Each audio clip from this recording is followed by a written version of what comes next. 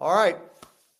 All right, everybody. We got a really special stream. I'm an American here in Germany, got a home here in 2020, and I've been learning a lot about European politics.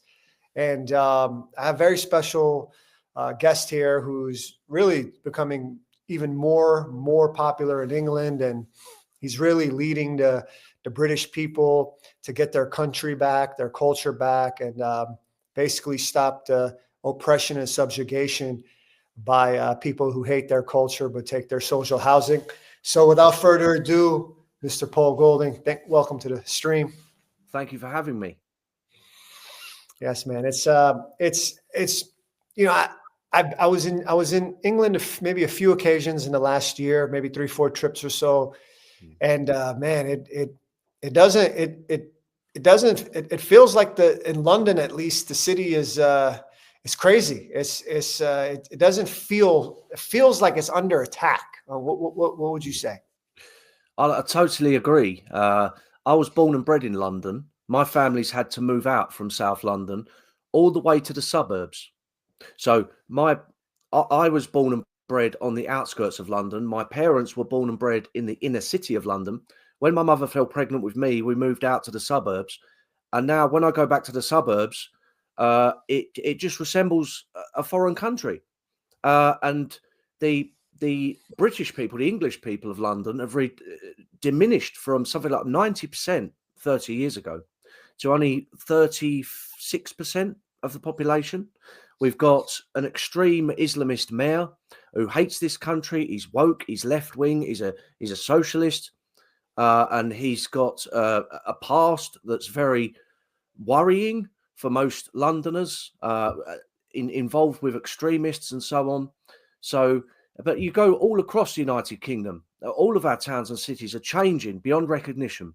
They're becoming completely multicultural, and the native British people are being forced out of our towns and cities to the countryside, to the shires, to the coast.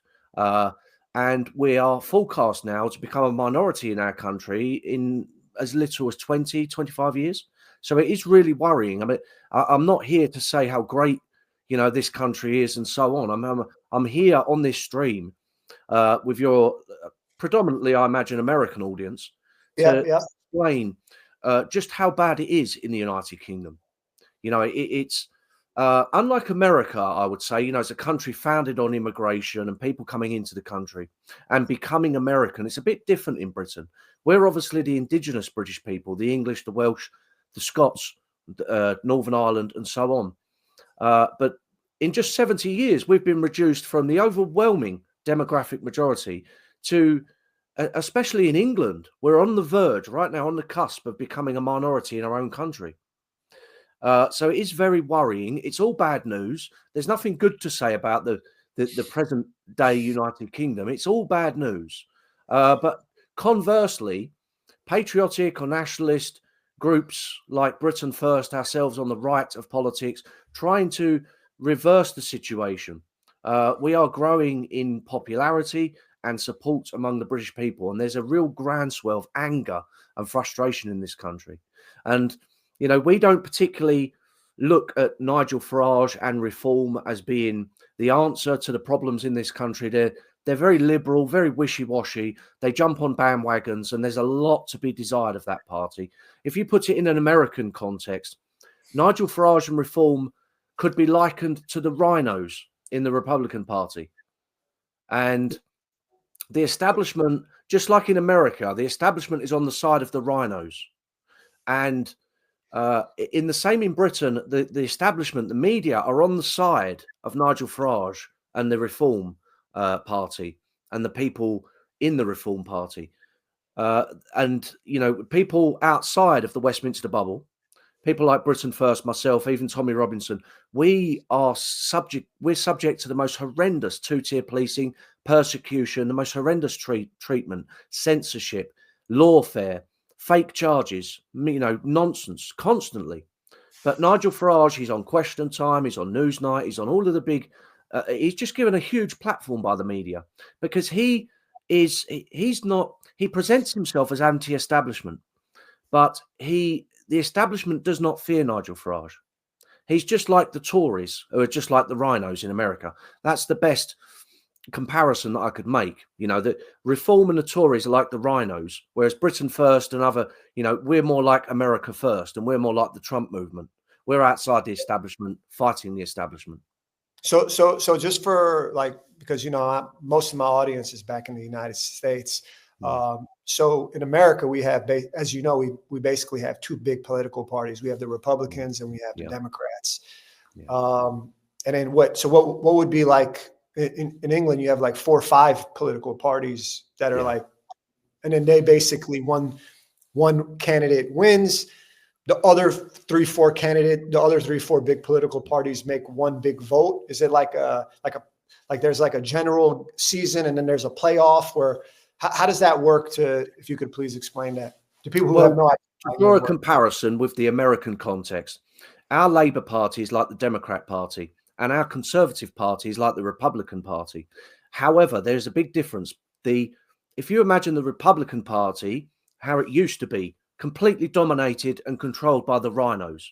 That's what our Conservative Party is like. So they're essentially, our Conservative Party is liberal, and our version of the Democrat Party, the Labour, is socialist. You know, so you've either got centre left or you've got hard left to choose from. And we've just had 15 years of the Conservatives, and they allowed in record levels of mass immigration. I mean, like last year, for example, 1.2 million third world immigrants came to the United Kingdom to settle. 1.2 million. That's a city the size of Glasgow in one calendar year. Now, in America, with all those wide open spaces and the huge unpopulated areas and so on, that might not be a problem. But as you know, the United Kingdom, England particularly, is very, very small. I mean, our entire country is about the size of California, for context. So we haven't got the room, we haven't got the space, the capacity. Everything in Britain is grinding to a halt. Our services, our education system, our health, everything is grinding to a halt. We're massively overpopulated and it's being felt across the country. And like I said, our towns and cities are changing beyond recognition. They're places like London, obviously, Birmingham, Manchester, Leicester, so many of our towns and cities now, all of our top ones at least, we're now the minority population within our major towns and cities. And it's only going to get worse and worse. So things are completely out of control. To put it in an American context, we completely lack, the Trump America First kind of insurrection, the fight back against the establishment, the kickback. The closest parallel you can draw, I think, would be Britain First, because we're outside the establishment, we're fighting the establishment, we're patriotic, we've got all the same kind of ideas and ideology that America First has, and the Donald Trump movement. But Nigel Farage, people are being completely misled about this man, what he stands for. He's more like a Nikki Haley or a Liz Cheney, to be fair, but he's brilliant at jumping on a bandwagon. And he's the darling of the establishment, the same establishment that the British people hate, the political elite, the political class. He's just one of them. Oh, no, sorry, go ahead. So obviously in America, people, when they look at Britain, they see Nigel Farage and they see this new Reform Party gaining traction. But it's not what it seems. Their policies are very watered down, wishy-washy. I mean, they talk about net zero immigration, which means that, for example, if 500,000 Brits left Britain, they would bring in 500,000 mainly Islamic immigrants from the third world to replace those Brits. They want to carry on spending billions of pounds on foreign aid. Recently, this guy came out of nowhere, a multi-millionaire Muslim he's got no track record, no recognition, no one knew who he was. And he donated a lot of money to Nigel Farage. And all of a sudden, Farage appoints him as the chairman of Reform. So basically, he's almost auctioning off leadership positions in Reform and then pretending he's going to save the country. It's so ridiculous. And so many of the Reform candidates are like ex-Labour Party who have spent a whole career being pro-mass immigration, pro-Islam, pro-Islamic extremism in some cases.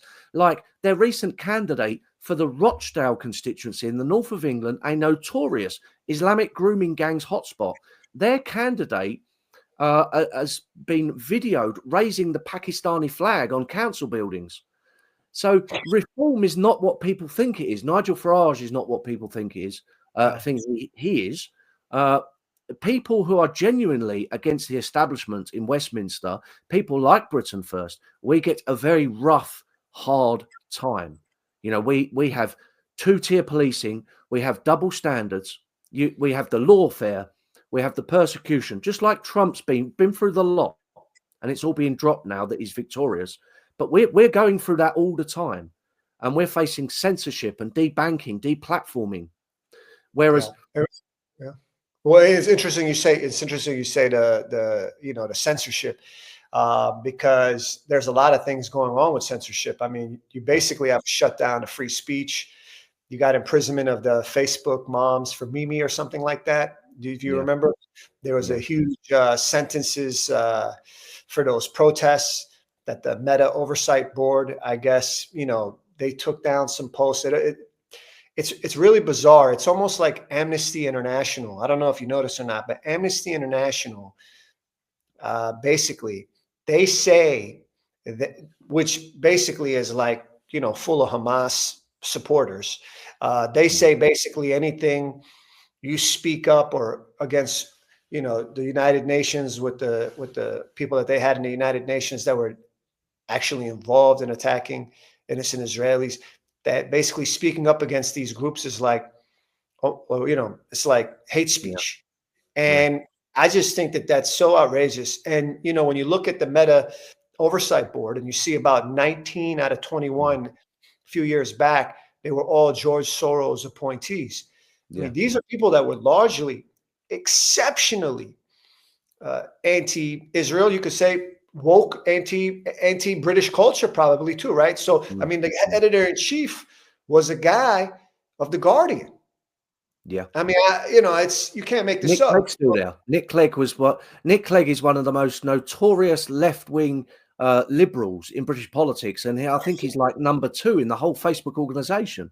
And that's actually who's literally helping control this algorithm. And the people in the United States, they don't have any idea, because I think a lot of people in the United States, I don't think they know yet how bad it is here in Europe with the immigration. Because in the United States, we're dealing with like Mexicans. They come in, they work, but there's not really like that culture clash. Yeah, there's crimes, but there's not that culture clash. A lot of Mexicans work real hard. Whereas in Europe, here in Germany, for example, you're dealing with people that came from Afghanistan, Syria, and North Africa. They come to Germany. They hate German culture. They hate German culture.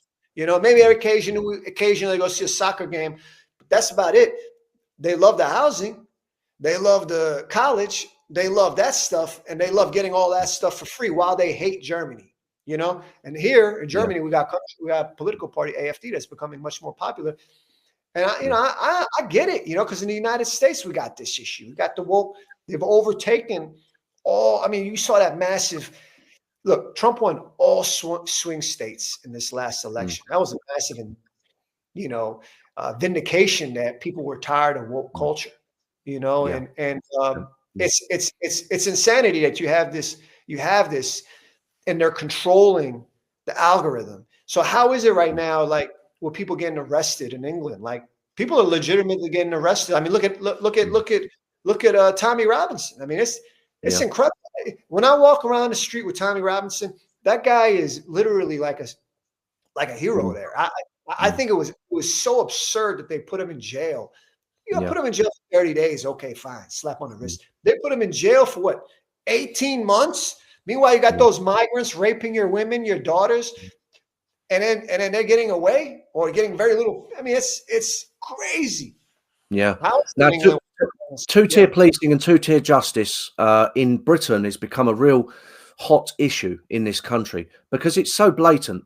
Like, we've got senior, famous executive presenters at the BBC being found guilty of collecting child porn, and they avoid jail, they avoid prison. But yet people like Tommy Robinson and so many others, like we've had one recently, commit suicide in prison because Our prisons, I don't know what it's like in America. I know you've got the gangs and all that, but our prisons in Britain are totally dominated by Islamic jihadi gangs. Like the extremist Islam is in charge of British prisons. I myself, I've been attacked by a jihadi gang in a British prison. So some people like Peter Lynch, for example, posted some quite, I didn't think it was too extreme, some posts on social media, and he was sent to prison for years and he committed suicide. And there's so many other examples. I can't read their names off on the top of my head, but so many people in Britain are being, like there was one a couple of days ago. I can't remember his name, but he was sent to prison because he was criticizing grooming gangs. And the judge said, what you said was hurtful to the Islamic community. You must go to prison. And he's been sentenced to years in prison. But yet on the flip side, I don't know if you've been keeping up with the events in Britain over the last year or two, especially since the war broke out in Gaza, what happened on October 7th. But the pro-Hamas, pro-Palestine crowd are literally in charge of the streets of Britain. They go around chanting, for genocide, for this, for that, for murder, for jihad and all this kind of stuff. We've had groups like Hizb ut-Tahrir on the streets with banners saying we need Muslim armies and so on. And the police do nothing. It's so blatant. Well, I'd like to have you see something here. This is something that's happening here for you guys over there in England, which is about an hour away from here. Get this clip. See what your thoughts are on it. Mr. President, if you are seeing this, just know that the great deplorables of the United Kingdom love you, we are with you, we stand with you, and we want you to succeed. Forget about the people in London, forget about the establishment, forget about the detractors in the fake news media. The real people out there in the United Kingdom, we love you, Mr. President!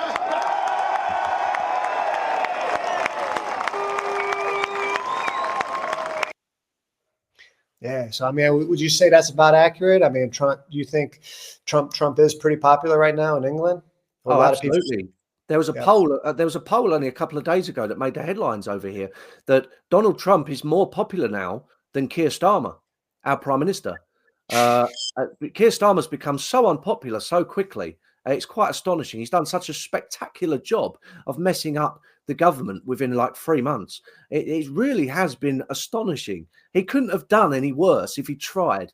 So he's become deeply unpopular, and Donald Trump has become very popular in Britain, especially with the silent majority. Not so much the political elite, the media elite.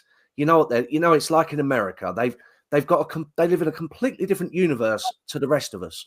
They got completely different views, and it's completely the opposite of just ordinary people, both in America and in Britain. So yes, Donald Trump is very popular, and that's one of the reasons that Britain First was closed down many years ago on Twitter and Facebook. On Facebook, we had something like 2.2 million followers, which in an American context isn't, spectacular, but in a British context, that was more than all the political parties in Britain combined into one. And it was really freaking out the establishment over here. And Donald Trump retweeted some Britain First videos back in 2017, and it caused this big international diplomatic spat, and it was world news. And because of that, the social networks closed us down, and we lost millions of followers. And we're just getting back into the swing of things. Now we've got Elon Musk and X, and we're back on Facebook as well, believe it or not. And I think this is the Donald Trump victory and the Elon Musk effect. We are now, Britain First is back on Facebook, and we've grown to like 20,000 followers very, very quickly, and it's just going up and up and up. So I do think that the playing field is leveling out quite a lot because of the victories in America, what's going on in America. It's having a knock-on effect in Britain. And I think the age of censorship and cancel culture is really coming to an end. And it's all down to Donald Trump, and it's all down to Elon Musk. And we're very, very grateful in this country. The thing is that with Meta and Instagram and TikTok and YouTube, my experience personal, my personal experience. Not so much YouTube, more with TikTok and Instagram. Like they will let you get big. They're going to let you get, I once had 784,000 followers on TikTok. It's about 2 years back. I got banned. And even with Instagram, like they'll let you get big or they'll let you get views. And then as soon as you might hit, for me, the tough button was to say a post where I had Hamas militants. And I said, imagine Israel not having the right to defend itself. That's all. Just like any sovereign state, imagine, the country not having the ability to defend itself. That got taken down. And on that page on Instagram, I had 18 to 19 videos that had 1 to 40 million views.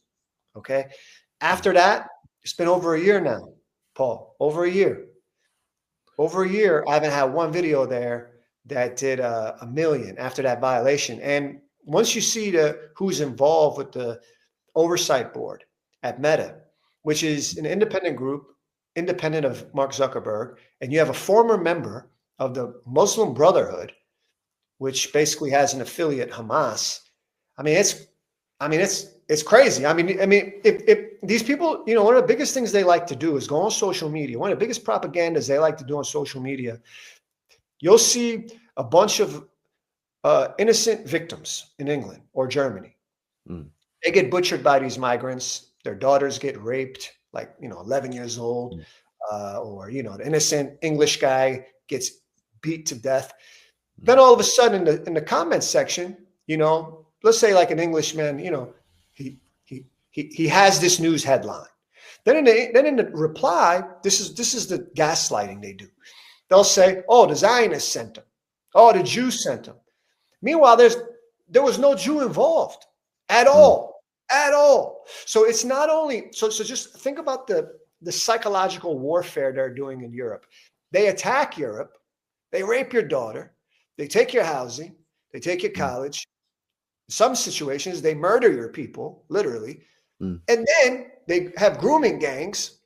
And then after all that's done, the British person says, the German person says, "Hey, what are you doing?" Then the guy says, "It's not me, it's the Jew." And I just find that incredibly, incredible gaslighting. And as a person who has, my family's from Israel and Iran. In Israel, it's a similar tactic. They attacked us on October 7th. Okay. They went after it in a very nasty, vile way. They went after us. After land we gave them, they used that land. They come after, there was about 7,000 Jewish settlers a few years back. They left. They were evacuated. They were kicked out of their homes, basically, so these Palestinians could come and have this land. Very generous gift, because technically, in my view, all West Bank and Gaza is technically Israel. So they came in, okay, let's try to have peace, Paul. Let's try to have peace.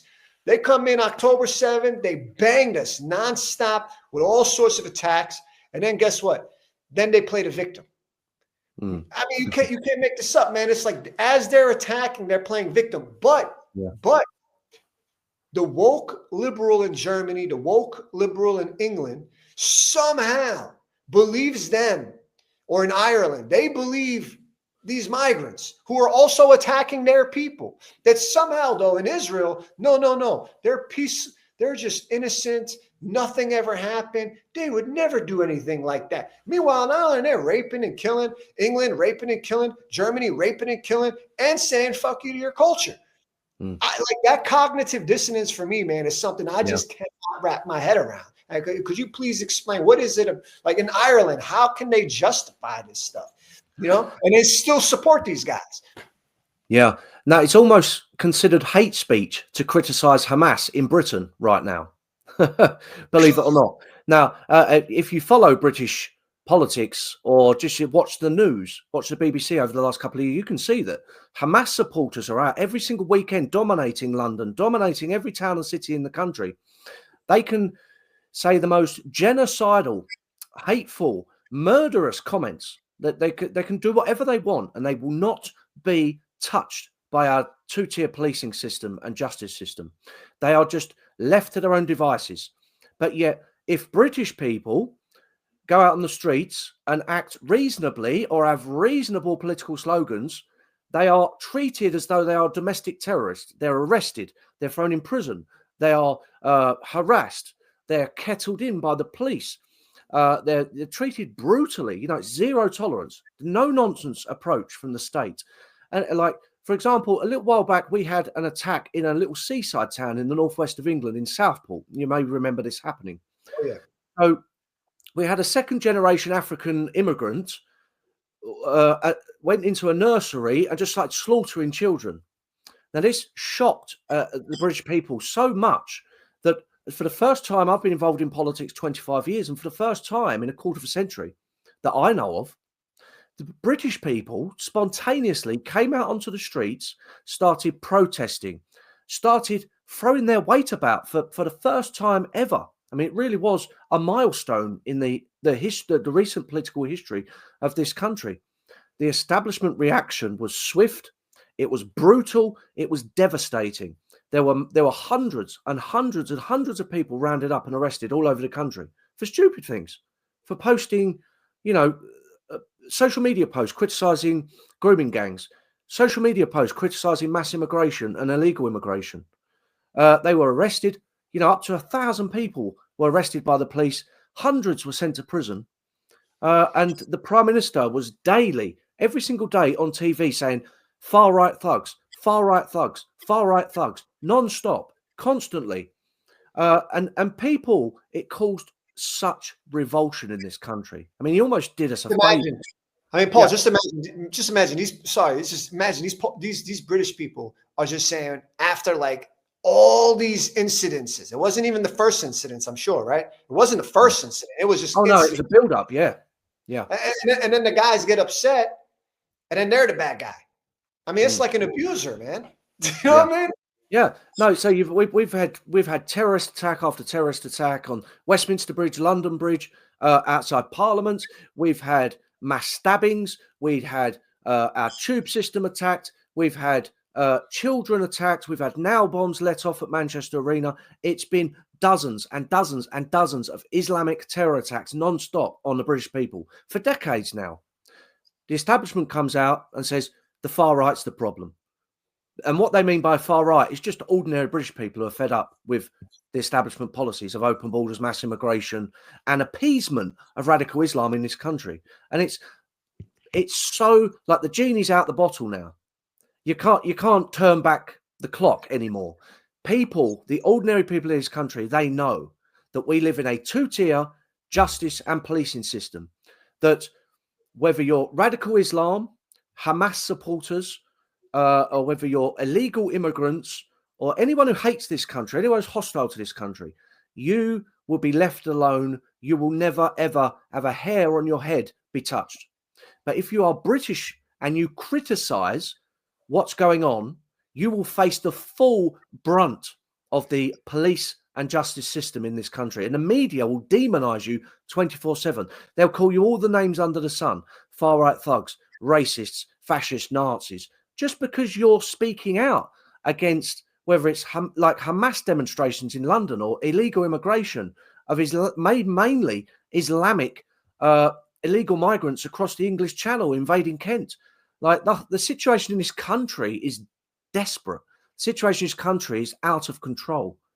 Now the establishment, they know, they're not stupid. We've got they pursue these rather crazy left-wing, policies and ideals of a multicultural society and all this open borders immigration and socialism and liberalism and all this kind of nonsense.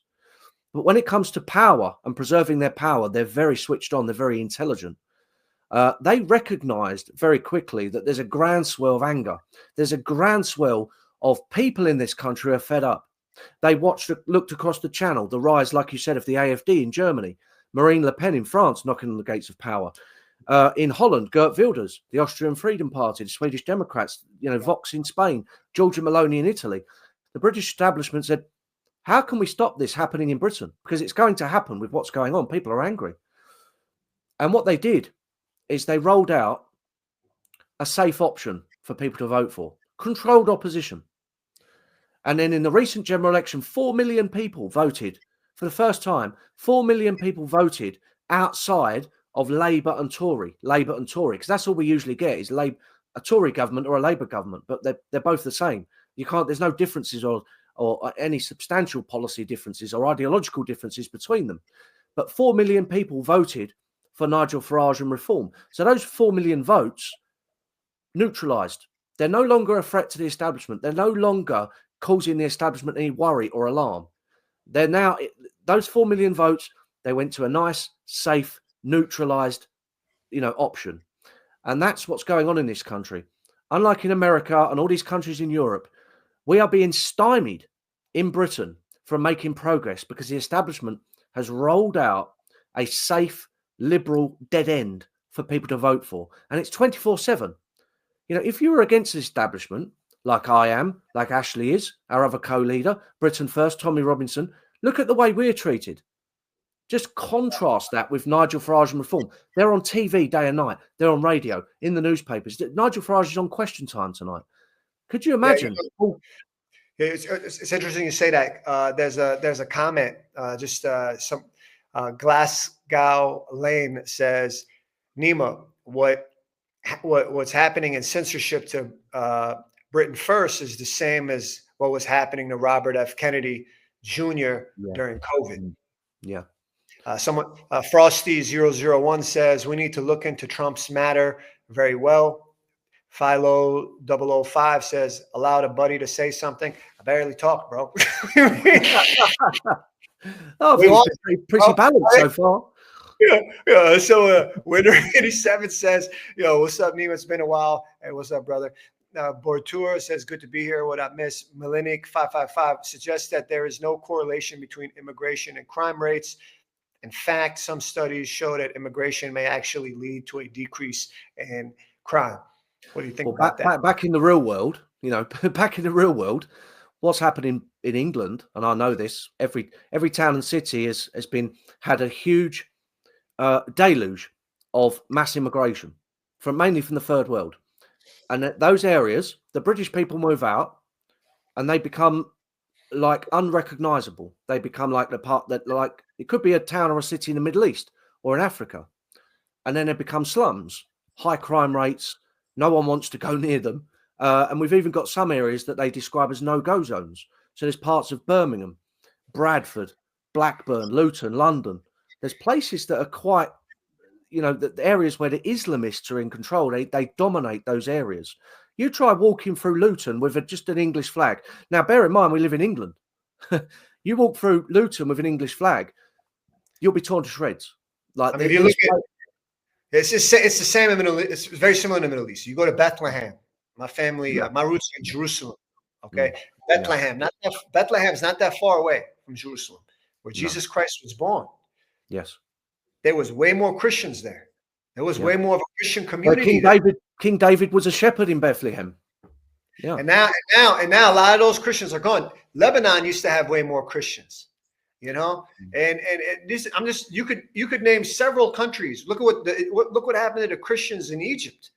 And the thing is that there may be one or two. What they see the sort of psychological warfare that they like to do is they basically will find one or two things that happen not by intention. For example, the militant hides inside of a building. That's a school, hospital, maybe. Or there's children. Let me say that one rather. There's children, there's women. They get killed and then they blast it. And you have so many foreign agents on X that they blast the content. You got let's say this is my theory. You got 50,000 accounts on X. They're just blasting. And then the news links they're blasting from is like Qatar, which is a complete disgrace. I don't know how these guys have just completely gotten away with the amount of terrorism. They've been in London last couple of days. The leaders of Qatar have been in London last few days, mooching with the king. And yet it's a terrorist state. It funds terrorism. It harbors terrorists. And yet the king of the United Kingdom is playing host to them in London. It's just absurd. It's deranged. It baffles me. I want to get a picture of that. I want to get a picture of that, actually. Let me see here. Get a picture of it was the ruler of Qatar. He just came. Yeah. He was with King Charles, right? That's right. Yeah. And if in London, you've got all the Qatari flags up everywhere. You've got a Union Jack followed by a Qatari flag, followed by a Union Jack, all around central London. Where's the media? Why isn't anyone asking, why are we hosting these terrorists? They harbour terrorists, they fund terrorists. You know, it's an extremist state. Where's the media challenging what's going on? Do the woke liberals in England, like when they see this guy who's backing so much terrorism in Qatar, because like, you know, also in Qatar, you had the Olympics, they were just bashing these woke liberals basically there, like the gay stuff. So like, for example, when he comes to England, are they like cheering him on? Like, ha ha ha, Qatar's here, we're happy. Like, what's like the woke English, like what, like who's cheering him on? The problem with it's the same in America. You know, the people who control the media, the presenters, the journalists, they're extreme left wing. You know, they will not criticize even radical Islamists because they feel like they're being Islamophobic.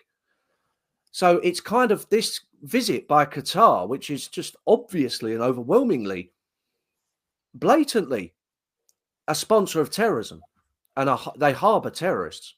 It's kind of going under the radar in Britain at the moment. Some people who are switched on in politics on X and all that, they're posting about it, but it's not really a big thing because, like, obviously, if Donald Trump or Marine Le Pen or Alice Weidel from the AfD or Giorgia Meloni, if anyone on the right of politics, any European patriots or Western patriots came to Britain, there'd be demonisation, there'd be condemnations, they'd swing into action with their smear machine. But because it's Islamic extremists who harbour terrorists, no one's interested in the media in Britain. It's just going quietly under the radar. I mean, what would encourage him to have, like, what exactly are they buying? Is it because they're buying like the soccer teams, right? They're buying some soccer teams. They're buying real estate. Like what exactly do you think? Like, because England's a rich country, so what exactly do you think? And King Charles, like, if you were King Charles, why would you do this with a guy that's straight up backing terrorism, or his people in his country are, like Hamas? Well, King Charles. It's not in the British psyche to, you know, generally speaking, historically and culturally, we defend our monarchy. We support our monarchy. You know, we love our monarchy. That's the British way of life. But King Charles has, the modern House of Windsor has much to be desired. They're very liberal, very woke, and the double standards stink. So the thing with King Charles, like I said, if Geert Wilders, for example, if he came to Britain, now he's been banned from Britain before. That just shows you, we have all these hate preachers from the Middle East, from Iran, from Qatar, and so on. Even Saudi Arabia, where they chop people's heads off and chop people's hands off. You know, they come in and out of Britain all the time. But, you know, people like, say, Geert Wilders or, you know, anyone else on the right, a patriotic European Western, they would be, someone like King Charles would end up refusing to see them. He hasn't so far, but I imagine he would. He's very woke, very liberal. He's of the 1960s generation in England, you know, the flower power, you know, love is love generation, the 1960s and all that, the Cultural Revolution. He's very much part of that school of thought. It's very, he's constantly going on about climate change and all this other nonsense. So he's very much our first woke king, a woke monarch. Queen Elizabeth II, by contrast, she strictly stayed out of politics. She never made any political statements. Her job was being the sovereign of the United Kingdom, of the Commonwealth. She stayed out of politics at all costs. And she was loved because of that. But Charles cannot help himself. He's a loudmouth liberal, who's constantly making speeches about all these, you know, climate change and all these other left-wing fetishes, cool celebras. So this is why, you know, he's standing there now with someone who's harboring terrorists and sponsors terrorism, and he's just standing there. He'll just say, I'm just doing my duty as head of state. But guaranteed, if Geert Wilders or someone like Marine Le Pen was on a state visit to Britain, he'd turn his back on them. So, you know, again, it's not just our media, it's not just our politics, it's also our monarchy now that is part of the liberal left, unfortunately. Paul, at least he's looking better after being sick. I'm sure, you know, at least I wish him good health, you know. Of course. Uh, so we have a video clip. I'd like you to see what you think. It was here we go. This was a pretty big situation. It looks like in England. 16th century, what I would describe as a castle. This is your open borders immigration. Well, we have homeless dying in shop doorways and in tents. This is what we're giving to migrants. Take a look. This is what the migrants get. While your pensioner is scared to heat her home this Christmas. Yeah, worried about eating or eating. £5.3 billion a year. 4 million a day. I've been to this hotel. This is the open borders experiment. I just got past you, mate. You are in private. I'm in private. Yeah, you have to back up. Yeah. All the security, all foreign. Back up. Luxury. We're just here to do a report, mate. We're not here. Hey, we're not here to cause no harm. We're not here to cause no harm. What you had in your face there? You got your SIA badge? Are you registered? Yeah. Oh yeah? What you had in your face for? 16th century, what I would call a castle. Gatehouse. Here's migrants here. Got their own basketball ring.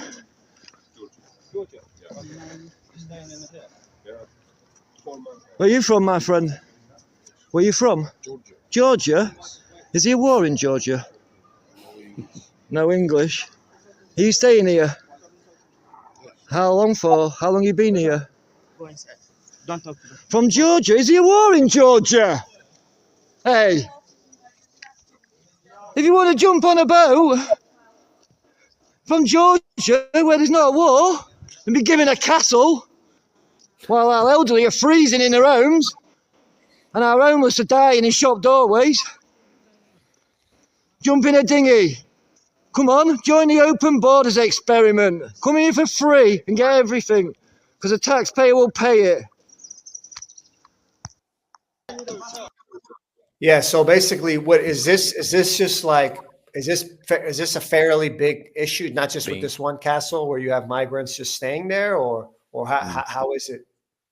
No, it's the tip of the iceberg, to be honest. Now, Britain First, myself, I've been to hundreds of these migrant hotels all over the country. So if you come from, if you make your way to Calais in northern France and you cross the English Channel on a boat, you claim asylum, you get then ferried around the country, you get placed in four-star, five-star hotels all around the country. You get everything free. You get food, you get accommodation, you get mobile phone credit, you get benefits. Eventually, you get homed free of charge. And there's hundreds of thousands of these illegal migrants that are coming over. And they're coming over exclusively and purely because our government is so generous. Our government bends over backwards to help them with benefits, money, phone credit, accommodation, everything. And it's costing the British taxpayer billions and billions of pounds every year. And at the same time, the Labour government is stealing, like we have a winter fuel allowance for for poor pensioners in this country. So it gives them a little bit of help with high energy costs because of green policies and climate change nonsense and everything else that's going on. Because energy costs are so high, the government gave our pensioners, our elderly folk who've paid into the system their whole lives, in many cases fought for this country in wars, gave them a little bit of assistance, the winter fuel allowance. I think it's like £300 just to keep the heating on when it gets cold in this country over the winter. The government's taken all that away, and yet we're spending billions on these migrant hotels. Now, that one there is kind of like what you could say top end, and it goes all the way down to hotels in town centres, in suburbs, all around the country. There's hundreds of these hotels scattered all around the United Kingdom, hundreds of them. And I've been to most of them. We've got video reports of these migrant hotels going back 4 years now, I believe. So I've actually been to that one you just showed there. That's not an isolated case, though, that we've got manor houses all across the country, 5 or 6 that I could think of. So yes, our people get nothing. Our people get treated like second-class citizens. Yet if you're an illegal immigrant that's come into this country illegally, you get looked after, and in many cases put into these castles, manor houses in unbelievable conditions, like opulent conditions. And it's scandalous in this country what's going on. It really is. But yeah, like that one there, that particular one's the tip of the iceberg. There's hundreds of establishments like that all across the country being funded and operated by the Home Office. We see this video here.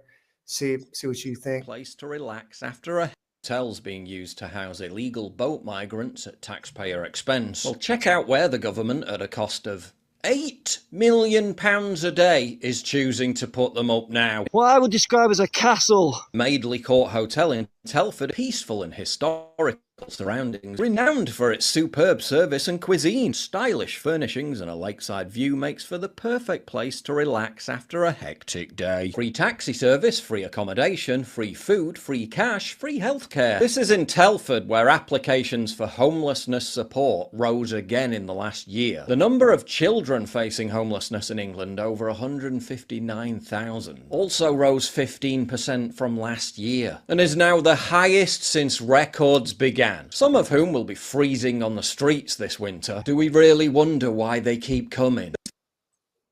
Yeah. Man, And I think actually the Democrats, whether it's mayors like in New York and so on, but the Democrats actually copied the British system of putting migrants, illegal migrants, or undocumented migrants, I think you call them in the States. The Democrats copied the British system of putting migrants into hotels. And I've seen many, many videos from across America where the migrants come into the country and they're immediately looked after, put into hotels. In Britain, for example, we have, I think, an estimated 10,000 homeless veterans on our streets, freezing to death. You bump into them. Any town, city you go to, you'll bump into homeless people.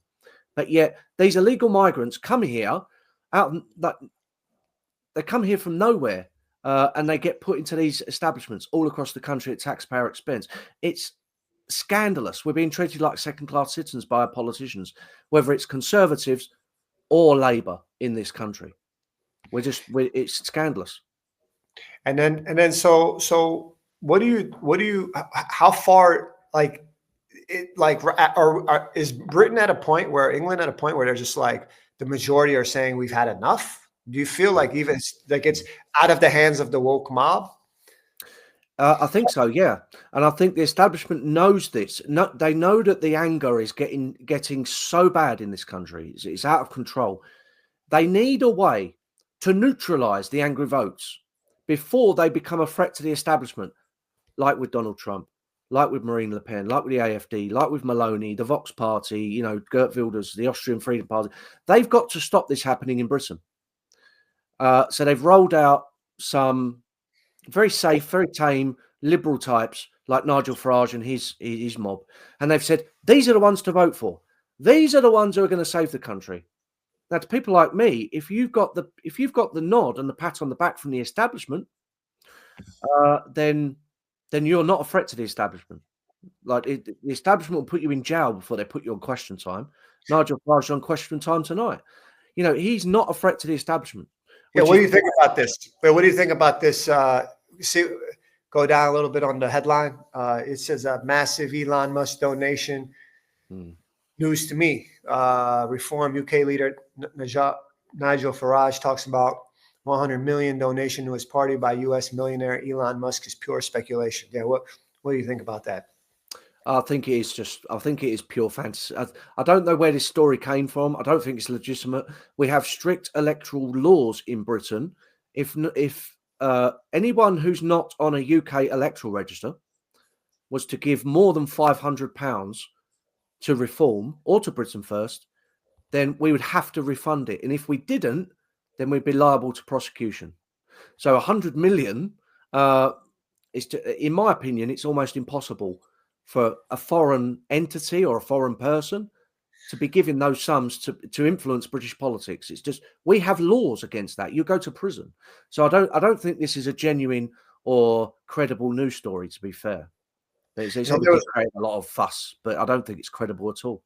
there was one video that we have of the toilet, the bathtub. It was just up here. I wanna have you see that, because I think this is something. This is a migrant's home. Oh yeah.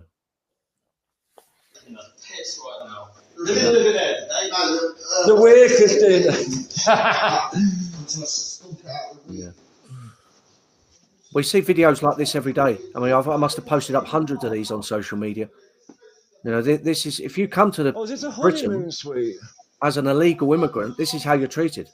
Oh, Yeah, right, if you've served your country in the armed forces, you get left in a town centre to freeze to death. I know, to put migrants in. Why would you? Did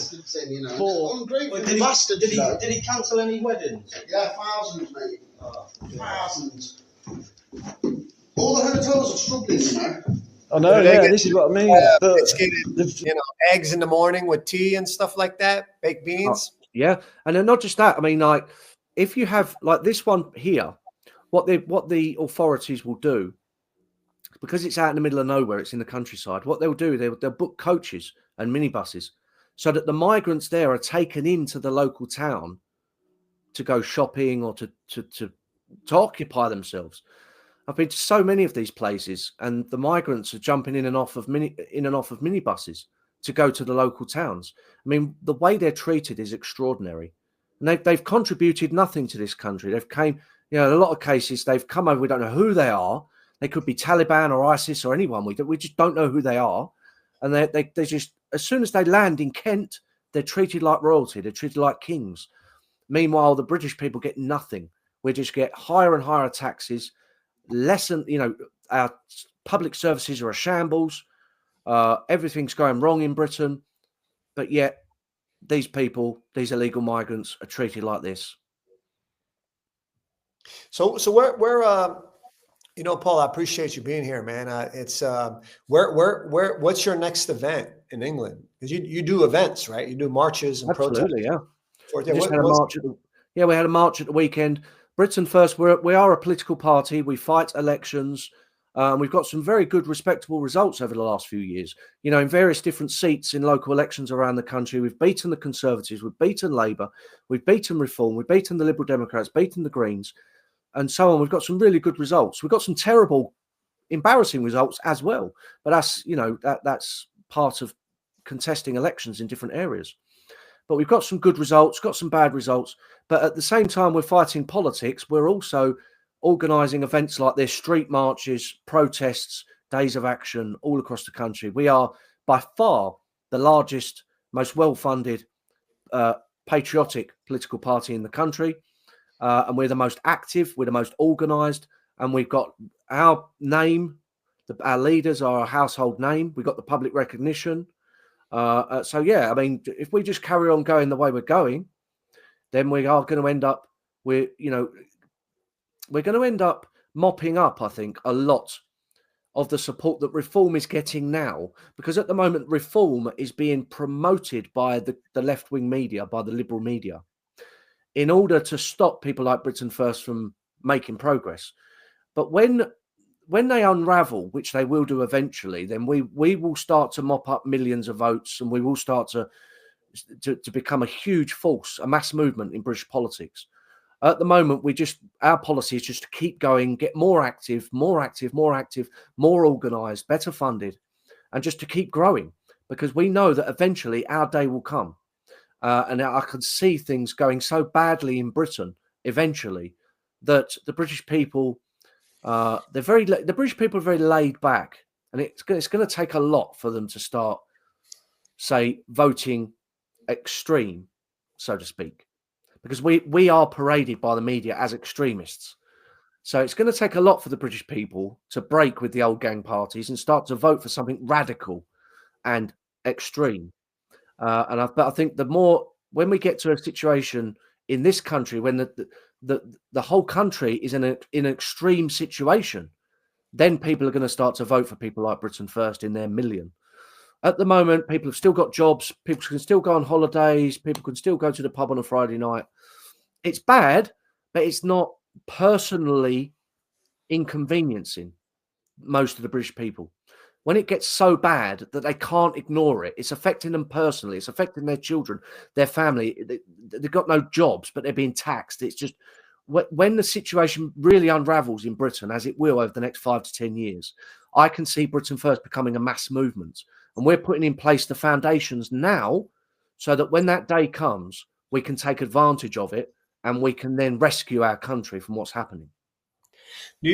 So you and Tommy Robinson, you guys, it seems like, you guys have some friendship here. So is that complementary what you two are doing? Is it the same political party, not the same political party? No, Tommy holds rallies. Tommy holds big demonstrations, primarily in London. And he's more like, like a personality with a lot of supporters. We're very much an organization, a movement, a political party. We're not just like, say, one individual, almost like, like a celebrity, a political celebrity. We're more of a movement, an organization, a political party. But me and Tommy are friends. We've been friends for years. We've collaborated on projects regarding far left extremists and so on. And behind the scenes, when it comes to our opponents, our enemies, we collaborate and help each other whenever we need to, because we are on the same side and we're pushing in the same direction. I mean, what's happened to Tommy Robinson is a disgrace, but it highlights, doesn't it? It highlights two-tier policing. It highlights two-tier justice system. The thing is, we've had BBC presenters recently collecting child porn and they don't go to prison. Tommy Robinson told the truth. And that there's no argument here. If you watch his documentary Silence, he told the truth. He published evidence which contradicted a mainstream media establishment narrative. They presented a Syrian refugee boy as being a victim and a poor, unfortunate English lad as being the aggressor. Tommy Robinson collected information and incontrovertible audio and visual evidence that completely contradicted that completely exposed it as being erroneous, as being wrong, as being false. The establishment reacted with a High Court injunction to try and stop him publishing his information because it would be embarrassing to the establishment. And when he breached that injunction, they've thrown him in prison for 9 months. And the sum total of what's happened is the truth's out there anyway, because his documentary's been seen by like 60 million people across the world. And he's gone to prison and people have seen that, well, you can collect child porn in Britain, you won't go to prison. But if you publish some evidence in a documentary, you'll go to prison. And it just like the contrast between the way that radical Islamists and illegal immigrants are treated and far left extremists and anyone else that's, concerned about what's happening in Britain, the contrast is so blatant now. The genie's out the bottle. You can't argue with it. No one argues against it. So it says that it's not real. It's so bloody blatant now what's going on. People like myself or Ashley or Tommy Robinson, we are harassed, persecuted, demonized. People on the left or radical Islamists or Hamas supporters are left alone at all costs. And the situation now is completely untenable in this country. And we're starting to see a political backlash of huge proportions. Yeah, here, well, not here, I'm in Germany, but in the United States, I think you're starting to see, really just some crazy stuff like people attacking, whether it's a politician or a CEO. We just had a health insurance CEO get gunned down, murdered in New York. And it's interesting, like there's this extreme far leftist, I would call her an extreme far leftist, Taylor Lorenz. And she basically, I guess, empathized with this man who just got murdered. With the shooter. It was a shooter, yeah. Right. Yeah. And what's so dark about it is that wasn't enough for Taylor Lorenz. Then she has a tweet where she's showing the face. She's letting you see the face, rather, of another lady who's the CEO of another health insurance company. Now, look, I'm all for fixing up healthcare in the United States, similar to how they have it here in Europe. I think it's much better. I think personally, I have healthcare here in Germany. In the United States, it's a lot of people get screwed You haven't over. tried to get healthcare in Britain. I think you might change your mind about socialised healthcare. You know, Yeah. we've got a health system called the NHS, and it's supposedly free, but we get taxed to the hilt to pay for it. And to be honest, you know, it's starting to become a shambles. You know, they say in America, you know, if you need an operation in America, you know, it costs you $60,000. But in Britain, you won't have to pay for it, but it'll be in 3 years' time. And yeah, it's interesting you say that. Interesting you say that. And I'll tell you why. Because in Germany, I told my wife, you know, I'm like, all right, well, you got to wait, you know, a week or two, let's say, to get, you know, whatever, wait a few weeks to get a doctor's appointment. But at the very least, you still got it. Now, when I see Europe, I see UK and the US, they're more similar. Whereas here in Germany or Canada, yeah, you have people that have to wait and it sucks, but you still get good health care. Whereas in the United States, Paul, you got people who straight up get slammed with medical expenses. I mean, I'm talking about exorbitant, like really, really high, like let's say hundreds of thousands of dollars. They get screwed over. The doctor's basically prescribing them stuff they might not necessarily need. The doctor's getting a vacation to Hawaii or some bonus. Can't really blame the doctor too much. I think you can, but some might say you can't because he already packed on a bunch of student debt just to get through college. But in America, it's very corrupt. It's very corrupt. So here in Germany, I think you have corruption, just not as much corruption. You know, whereas in the UK, it looks like NHS is a complete disaster. I mean, for a lot of people, that's how I read it. Like, even though we're only about an hour away by plane, it just seems like the NHS and the healthcare here in Germany is like a world apart. Yeah, the one of the main problems we have with the NHS is that it comes back to mass immigration. Okay. If there was no mass immigration, then you wouldn't have to wait so long to meet your doctor, to get a routine operation, to have major surgery. You wouldn't have to wait so long if there weren't so many people in Britain. But the country is just being flooded with, you know, like last year, 1.2 million extra people. There's not enough houses to go around. There's not enough school places. There's not enough hospital beds.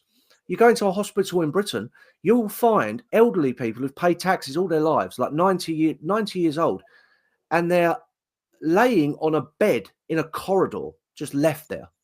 And it's a common sight now. Like, we've become so used to seeing these scenes, which, you know, 20 years ago would have caused a scandal. But now we're just, yeah, well, you know, whatever, it's the NHS. But we shouldn't have this. But one of the main problems in our country is overpopulation. Because, like I say, we can't absorb these numbers. We're not like Canada or Australia or America. We don't have huge, vast regions that are unpopulated. We're a very, very small, overcrowded island as it is. The country is just being flooded with human beings. And it's putting pressure on every single service across the country. We've got congestion, traffic. We've got, you know, NHS that's crumbling. And all these things are happening.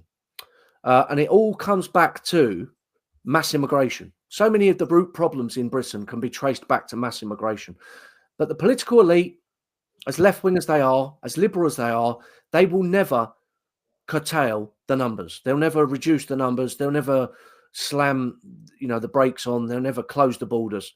They will never do that. They will keep allowing mass immigration until, in their eyes, we become a multicultural nation. Now, for everyone in the United Kingdom, the vast majority of people are opposed to that. They're really strongly against that. But our wishes are being completely overridden by our political elite, who are out of touch and corrupt. And it's leading to a big groundswell of anger. I believe that as the situation deteriorates, the greater the support for Britain First and so on will become. And the worse it gets, the better it gets for the people who are promising to change course, to turn things around and reverse the situation. You have a lady in England who I think is very disrespectful. You know, it's I think her name is Bushara Shah or something like that. And I don't know what country she's from, but man, it's like, I look at her and I'm just like, you're basically trashing England. You trash Israel. And then I just wonder, I'm like, well, why are you still in that country? Why don't you go to like, go Yeah. live in Iraq? You know, it's Yeah. like, is she popular? Is she like, how does she get away with this? Is this just like the woke liberal English? Do they just cheer her Yeah. on and she trashes your culture? I mean, Absolutely. Yeah. oh, so they do. Oh, Yeah, they we've got a lot of people. Some spring to mind. Yasmin Alabai Brown, I think. She's an immigrant from Africa. I think she's a Pakistani immigrant from Africa. But she's ferociously anti-British. So many of our politicians are immigrants themselves who just hate this country, despise this country. But they're given the platform, they're given the support. It's all back to front and upside down. And that's because we are becoming increasingly a socialist and left-wing country, a liberal country. You know, we need in our country, we need our own Donald Trump. We need something to completely grab hold of the system and reverse the situation. But we haven't got anything like that at all, unfortunately. But yeah, we've got so many people like the one you just mentioned. Yeah, this lady. Yeah, I recognize the name now. I recognize who you're on about. because and I said, you know, she said to me something like, "Oh, well, you're born." She said she did a quote tweet where she was like, "Oh, well, you're born in Atlanta. I'm born in England," or something like that. But here I said to her, if you look at the tweet reply, I say, I stand with the British people against the occupation, oppression, and subjugation in the English homeland by the migrant invaders, just like her. Because I look at her, I don't care if she's born there or not. I just feel like in America, you know, like, hey, look, if you're in America, you don't like America, just leave. Like, stop complaining, just fucking leave. Don't come back, go forever. You know, and there's people in the United States like that. Now, in the United States, it's like you're saying, like in England, you have indigenous people. Yeah, I get it. Like you have a real, you know, ethnic culture and land, similar to Israel. We have an ethnic culture, land. You know, what is a country without borders, language, and culture? Right. Yeah, So, like, you know, Israel, we have that, you know, and we have to have tough borders, because if we don't have tough borders, and even when we do have tough borders, it's you get October 7th. You get October 7th. Yeah. Yeah. So England, you don't have a border. I can't blame you for saying, hey, man, I want to have, you know, England first, Britain first. It makes sense because you know, when you don't have a border, they just come in. They have no problem taking the hotel, taking your college, raping your daughter, killing your neighbor. You know, it's like, wow, bro. And they hate your culture the whole way. Who else would put up with this? Would the Chinese put up with this? Would the Japanese or the Indians or the Pakistan, would they put up with it in their country? Of course they wouldn't. We're expected to put up with it because and we gave them land, but we even gave them land, Paul. We even gave them the West Bank. We even gave them Gaza, and they still complain. Like it doesn't matter. Like it's like almost like impossible to negotiate with some of these people. Now in Israel, we got about 2 million Arabs. Okay, and they do a great. You know, a lot of them are in our military, in our politics, in the business, and they're patriotic. Actually, I watch some of them. Actually, it's good that you brought that up because I watch some of them on YouTube. They're actually they're Arab Israelis, but they're Christian, and I watch a lot of their. Obviously, Israel's the Holy Land, and they're all the Christian sites in Israel, which I hope to come and see at some point. So I watch a YouTube channel, Sergio and Rhoda. I don't know if you're aware of that one. Rhoda is actually an Arab Israeli from Nazareth. And so I watch these, and she's like, yeah, well, you know, we love this country, and she doesn't complain or anything.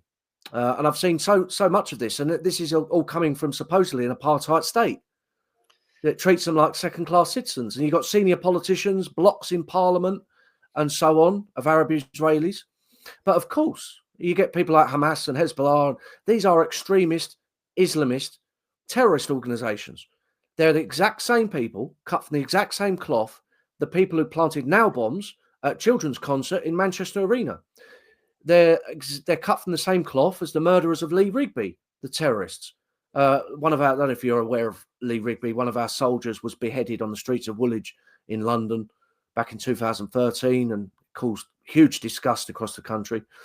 But they're all cut from the same cloth, and jihadists are going to support other jihadists. And that's why you've got people like Qatar supporting Hamas and Hezbollah supporting Hamas and so on. I'll be quite happy when they're all wiped off the face of the earth, personally, because they're, you know, they are the people who are causing problems in Europe as well. They're the people who have been attacking Britain with these terror attacks, whether it's 7/7 or the Westminster Bridge attack, or so many terror attacks in Britain have happened because of these types of people, these extreme radical Islamists. So yeah, I think they're all. I think what's happening in Syria at the moment is very unfortunate, with the Christians coming under pressure and the minority. Like, yeah, I mean, I can understand not a lot of people got any love for Assad, but especially historically, if you're Israeli, I can understand that you would be against Assad. But obviously, the opposition that are on the rampage now in Syria, they're even more worrying, aren't they? It's like a rebirth of ISIS. So yeah, I think that Trump coming back into power, I think it's just under 2 months, isn't it? He's going to help stabilize this situation. I think we're only in this situation because of the Democrats and Biden and Kamala Harris and so on. I think when Trump gets back in power, I think these people should be dealt with very, very firmly. They should be obliterated.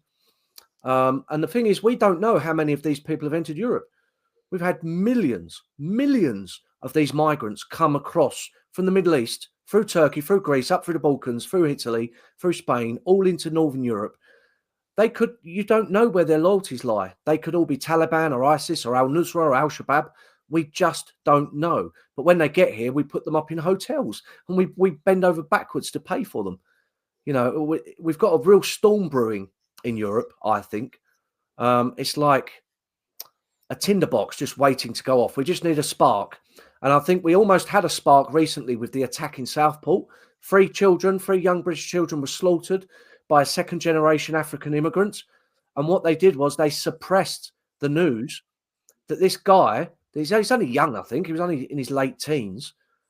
But he was actually a jihadist. He was motivated by Islamic extremism. He's actually been charged and prosecuted for possession of Al-Qaeda manuals. They kept all that quiet. They suppressed it. They didn't want the British people finding out that, again, children have been slaughtered because of Islamic jihadists, again. And they suppressed it. They kept it quiet for months until the anger had subsided. And then a couple of weeks ago, it all came out that, yeah, this guy actually was motivated by Al-Qaeda, by an Al-Qaeda manual, and he was preparing a biological weapon. At the time, we were told by the media that he was a quiet Welsh lad and he was a choir boy and his parents are Christian and all this. It's nonsense. Like, we knew as soon as that happened. Well, the British people knew because they took to the streets, hundreds of thousands of them, you know, and so many were arrested and put in prison. But they knew this. They knew that this was an Islamic terror attack. They knew that jihad was behind this. The media, the politicians came out and said, this is nothing to do with Islamic extremism. There's no motivation here. He's just a quiet Welsh choir boy and his parents are Christian. There's no, and you're just far right thugs. If you're complaining, if you're upset, if you're out on the streets, you're a far right thug and you should be arrested and put in prison. Turns out in the end, he was a jihadist. And it's just going to get worse and worse in this country. Well, Paul, it's been, you know, it's been nice talking to you, you know, and I hope I get a chance to meet you, man. You know, my next trip to England, maybe we could grab some baked beans or biscuit and eggs, get breakfast or something, man. I love English breakfast, man. you know, full English breakfast, yes, you can't beat it. World famous. How could everybody find you? How could everybody find you on social media? You know, what's your website if they want to get involved? Yeah, our website is britainfirst.org. We're on Twitter, X. We're on Facebook. We're banned on YouTube. We're banned recently. We're banned on TikTok. But you can find us on Facebook. You can find us on Twitter. There's myself. There's Ashley Simon, our other co-leader, and the Britain First account on X that you can find. And yeah, we'd love to have you over. I'll be in touch, actually. We're just putting the final touches to our next big protest march, which we're going to make public so that people all around the country can join in, not just Britain First members. You know, the last ones we've kept quiet, we've kept secret. But we're going to have public rallies next year. And we're putting the final touches on that. I'll let you know exactly when it is so you can come over. We'd be more than happy to have you as a guest speaker. And yeah, it's really good seeing, you know, a big sea of British flags making their way through our towns and cities. It's such a relief, you know, considering what we've had to put up for over the last few years. It's usually the Hamas crowd or the Black Lives Matter crowd that are dominating our towns and cities. So we really do need to fight back. So we're going to make these events public, and we're going to hopefully get big turnouts and start making a big difference in this country. Yeah, I empathize with the English people quite a bit, because I see that I think that it hasn't gotten as bad as Israel being attacked, but it's the same. It's like you said, the people of the same cloth, and they're coming. They're coming for your culture, man. They're coming for your land. Don't underestimate what's going to happen in the next 10, 20 years. Like if you don't put a hold on it, if you might not have your England as like you see it. I mean, they're coming in, they're taking it inch by inch. Yeah, street by street, house by house, we're losing our country. Yeah. And then they play victim. They go tell the world maybe, oh, England's racist, or they go tell the world, oh, Israel's committing this massive genocide as their population gets bigger and bigger.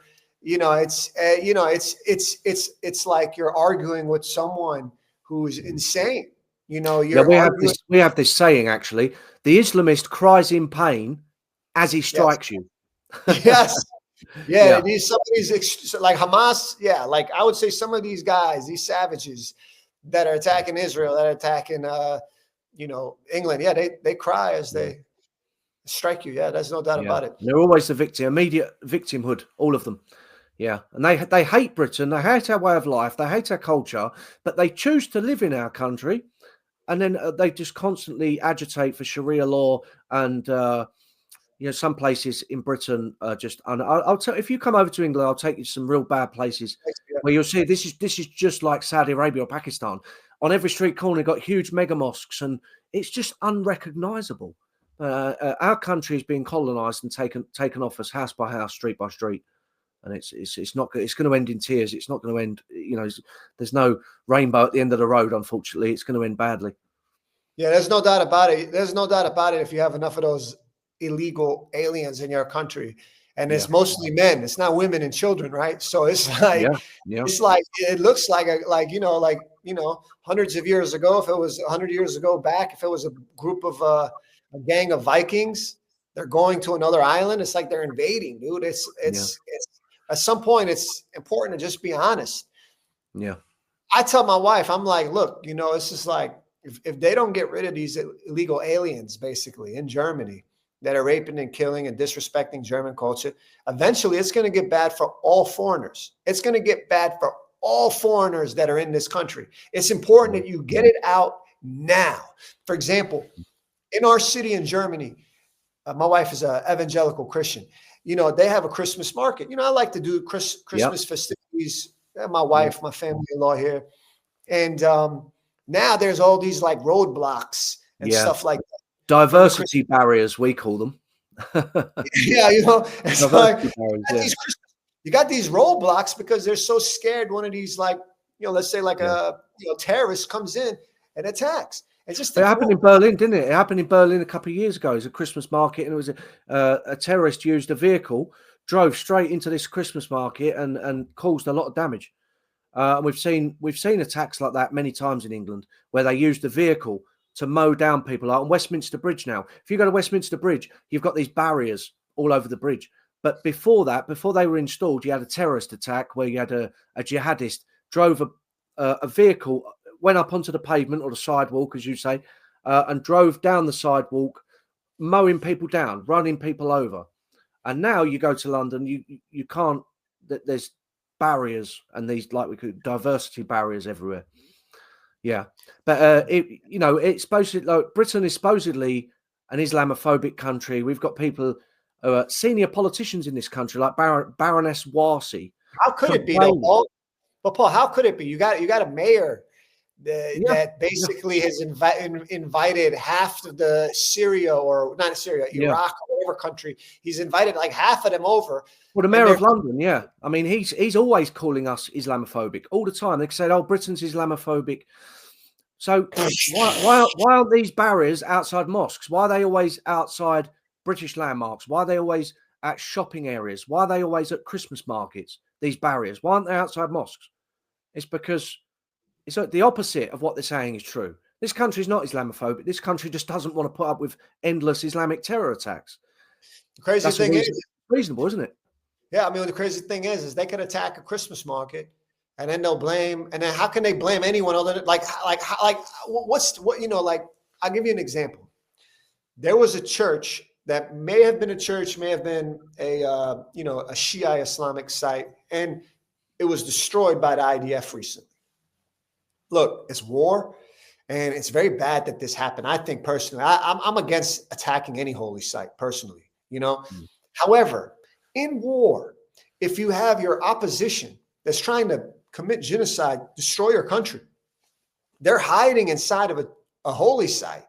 What are you supposed to do? If they're hiding in an apartment with elderly women and a disabled child and two children, two little girls, and that 4 militants go in there, Paul, and they're doing snipers and they're doing grenades and they're shooting and they're launching missiles or whatever the heck they're doing into your town, into your city.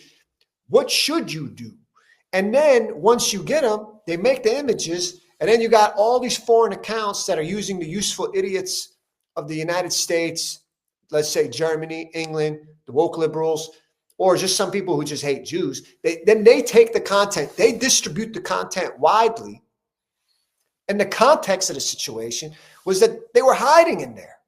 So in this situation, it's like, oh, you're in England, you're taking their housing, you're taking their college, you hate their British culture, you think it's inferior, you think they're like dogs, and then you have a grooming gang, and then something happens, and you're going to say it's racist? I mean, come on, you guys got to give me a break. Like Bushra, that TV girl, she should just be deported. Honestly, the way she talked is so disrespectful to the British. Yeah. If I'm now, I'll get attacked for saying this, right? I'll get attacked for saying this. You know the pro-Hamas, pro-Palestine mob will be, you know, in furious condemnation. But I always say this: when people talk about the situation in Gaza, the war, and so on, I always live by the principle: you can't blame a dog for barking. Yeah? Right? So, what would I do? What would I do if I were Prime Minister of Britain and Hamas launched October 7th against Kent and Sussex and so on? I'll tell you what I would do. There wouldn't be a lizard alive in Gaza right now. I personally would have obliterated the entire Gaza Strip. If they did that to England, if they did that to Britain, they'd get obliterated. I mean, there wouldn't be one stone on top of another. It would be total obliteration, annihilation. If they did that to England, to Britain, to Wales or Scotland, I would obliterate them. Crazy thing is, Paul, the crazy thing is, Israel, I think, has arguably one of the most moral militaries in the world in the 2024. They don't even get credit for how much they go out of their way to minimize those civilian casualties. Whereas those guys seem like they go out of their way to harm as many innocent civilians as possible, maximize that, and then even maximize Palestinian deaths, even maximize how many innocents on their side get killed because they use them as shields. I mean, it's a lot of people say that. They say, "Oh, what about the civilian casualties?" Well, Hamas embed themselves in civilian houses, in civilian schools, in hospitals. They embed themselves within the civilians in order for these to create the outrage in the West. They do it deliberately. They put their own people in harm's way. But people say to me, like, all the people in Britain, for example, that are saying, you know, there's a genocide going on, we need to stop the war, all this crap. They're the type of people who would have been at the height of the Second World War, if they existed back then, they would have been out on the streets basically saying there's a genocide in Germany, Britain is bombing the hell out of German cities, and there's huge civilian casualties. Well, it was a total war. What do you expect? What's going on in the Middle East right now is a total war. And like I said, all I can say is I don't know too much about it. Obviously, we're Britain first. You know, people say Hamas and Hezbollah. We've got Hamas and Hezbollah in Luton, in London, in Birmingham, Bradford, in Manchester, in Leeds. We've got Hamas and Hezbollah in British cities, effectively. So we're very much focused on Britain. That's why we are, you know, Britain first. But what would I get my own moral compass, my own positions, my own opinions from what would I do? if Hamas launched that October 7th attack on England, took away hundreds of hostages, I personally would have destroyed Gaza within 24 hours. I mean, it would have been a ferocious, counterattack. I've seen some stories. I don't know how true they are. I'm not really equipped to comment on the nitty-gritty of what's going on. But I've seen some stories where Israel sends text messages to warn civilians that they're going to be targeting a certain, like, that to me is going above and beyond what any other military in the world would do. Certainly above and beyond what we did to Nazi Germany in Second World War. And like I said, if I was in charge, if I was Jewish, if I was Israeli, and that happened and I was in charge and that happened to my country, what would I do? I think I would be far more ferocious than Netanyahu's been. I'd be far more ferocious than the IDF has been. Like I said, there wouldn't be a lizard left alive in Gaza if that would happen to England. That's just my personal opinion. And I think that's justified. I think that position is the right one, because what would I have done if England was attacked like that? What would I do? What would I, in 100 different scenarios, in 100 different situations, then whoever did that would be obliterated. No questions asked. I wouldn't care about protests or international condemnation. There would have been an unimaginable response, harsh response unleashed on anyone that harmed British citizens in that way. That's my position. Yeah, no, Paul, the thing is a lot of Israel we have like 2 million Arabs. We have Christians, we have Jews, we have Muslims. And in Israel, we are way more hospitable to them. They've basically come in there and they hurt. And if you look at throughout the Middle East, they harm the Christians, they harm the Jews. But in Israel, the Jews are much better, I think, in general, to the Muslims and the Christians than they are to us. The only other exception that I would say to this in the Middle East today is the United Arab Emirates. I think that they're trying to say in general, their leadership in general is like, we don't want any part of this. We want to have a good relationship. Unlike Qatar, yeah. Yeah, they're not putting up with these Palestinian marches either.